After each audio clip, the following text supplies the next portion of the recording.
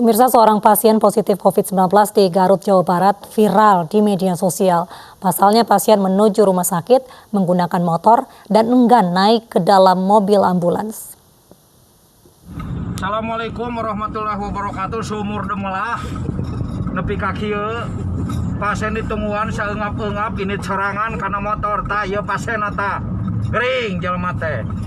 Petugas kesehatan dari dalam ambulans merekam pasien positif COVID-19 yang enggan dijemput sesuai protokol kesehatan. Pasien memilih ke rumah sakit dengan mengendarai sepeda motor. Ini baru pertama kali saudara-saudara.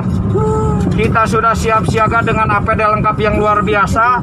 Akan tetapi sang pasien dengan dinginnya tanpa menoleh kiri kanan, tiis, julang cileung, maka tapi haji rek marisakeun sorangan cenah epokna teh. Aduh ya Allah. Petugas medis akhirnya memperbolehkan pasien untuk berangkat sendiri ke rumah sakit dengan kawalan ambulans. Yang reaktif ini prosedur kami adalah harus dirawat diisolasi di klinik Medina. Ya, di klinik Medina. Kurang lebih jaraknya 3 km lah dari tempat cek pasien tadi, ya. Ya memang ya saya juga nggak tahu alasannya apa, tapi dia pakai motor karena memang sehat ya, kadang sehat. Dan kita juga sebut itu adalah OTG. Dia pergi ke Medina dan sekarang sudah dilakukan isolasi. Sebelumnya pemerintah Kabupaten Garut melakukan tes massal di sejumlah lokasi keramaian. Jika hasil tes reaktif ataupun positif, pemerintah kabupaten meminta masyarakat kooperatif saat dijemput tim medis sesuai protokol kesehatan COVID-19. Dari Garut, Jawa Barat, Iis Solihin, iNews melaporkan. Tim COVID Hunter Polda Jatim mengevakuasi seorang tukang bakso berstatus PDP di kawasan Jalan Bendul Merisi, Surabaya. Seorang tukang bakso berinisial TH itu nekat berjualan bakso yang seharusnya diisolasi mandiri. Proses evakuasi terkendala karena tim COVID Hunter sempat bersitegang dengan pasien.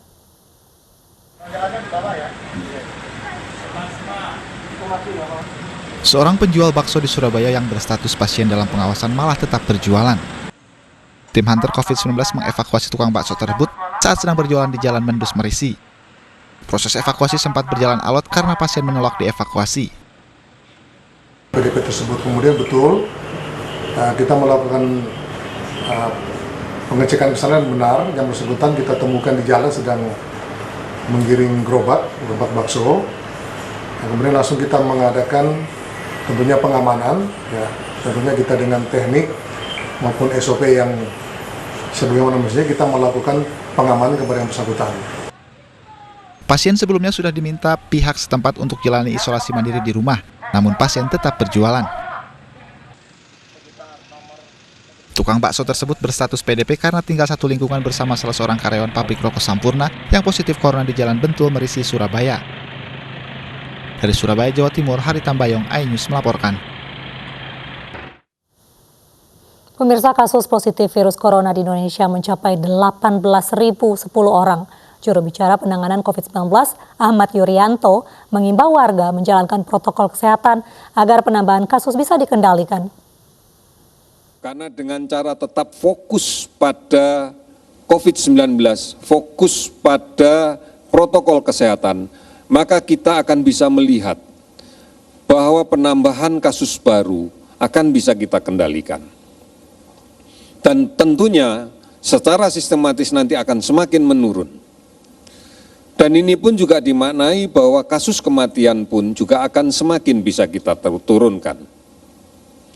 Ini hanya bisa kita lakukan kalau kemudian kita secara lebih masif lagi melakukan pemeriksaan, secara lebih agresif lagi melaksanakan penelusuran kontak dan secara ketat dan disiplin melaksanakan isolasi diri. Saudara-saudara, sampai dengan hari ini kita sudah melakukan pemeriksaan spesimen sebanyak 190.660 dari 143.035 orang. Dari pemeriksaan ini kita dapatkan data-data kenaikan sebagai berikut untuk konfirmasi COVID-19 positif naik sebanyak 496 orang. sehingga menjadi 18.010 orang. Kasus sembuh meningkat 195 orang menjadi 4.324 orang. Kasus meninggal 43 orang sehingga menjadi 1.191 orang. Sudah 389 kabupaten kota di 34 provinsi yang terdampak.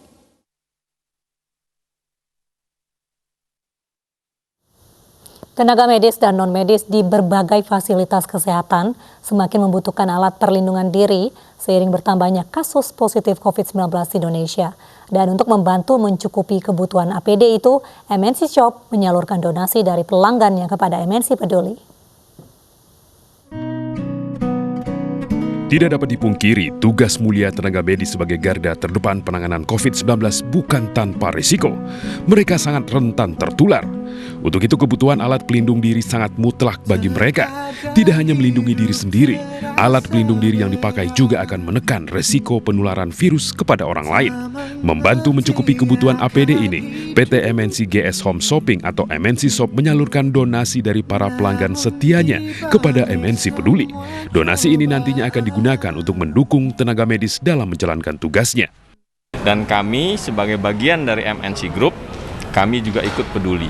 Jadi kami mendukung MNC Peduli dalam menyalurkan semua donasi-donasi yang kita sudah dapatkan melalui donasi dari para konsumen kita. Dan kalau misalkan dari MNC Shop dan MNC Vision Networks, mereka menyalurkan dana yang akan kami teruskan kepada beberapa aktivitas yang kami lakukan lewat MNC Peduli. Dan kami juga selalu encourage dalam semua business unit naungan MNC Group untuk terus juga ikut berdonasi, tapi harapannya tentu juga banyak korporasi dan individu lainnya yang juga mau ikut serta membantu. MNC Peduli terus mengajak seluruh masyarakat Indonesia untuk berdonasi dan bersama-sama memberikan dukungan kepada tenaga medis serta membantu masyarakat yang terdampak wabah corona. Tim iNews melaporkan.